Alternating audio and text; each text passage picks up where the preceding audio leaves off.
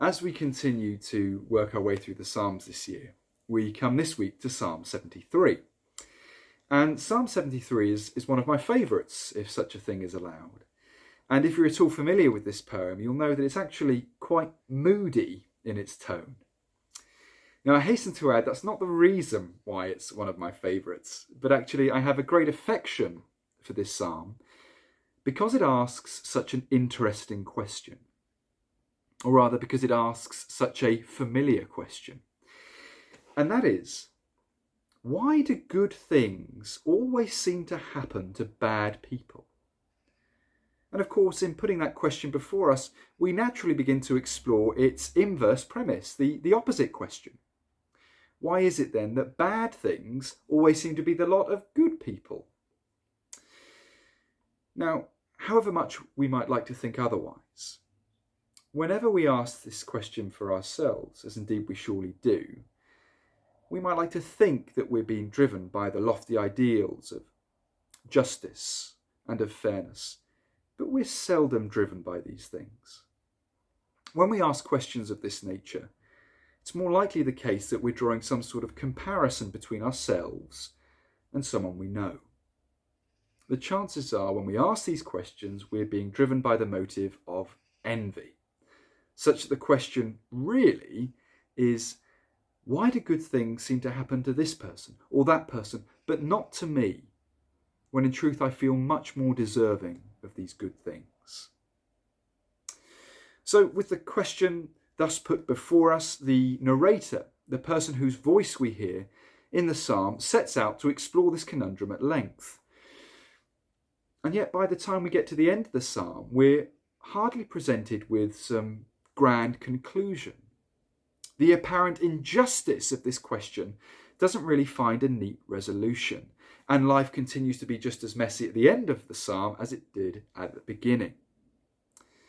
The reason why good things seem to always happen to bad people is not really explained away, but the tension is left unresolved, and deliberately so.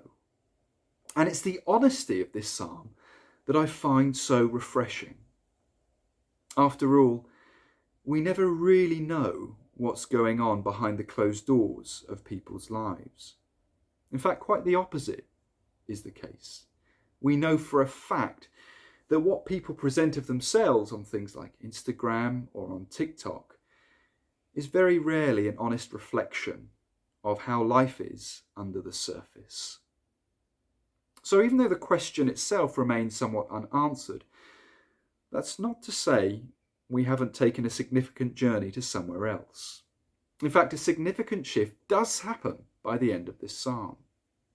And the narrator says that for them, something important happens when they move to the sanctuary of God's temple.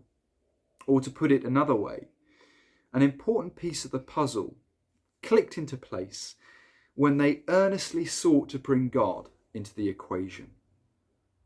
By the end of the psalm, there is a broadening of perspective, such that the question, why do good things always seem to happen to bad people? Well, that question is no longer driven by self-interest or out of a perceived sense of personal slight or injury or grievance. But actually, we arrive at an entirely new place.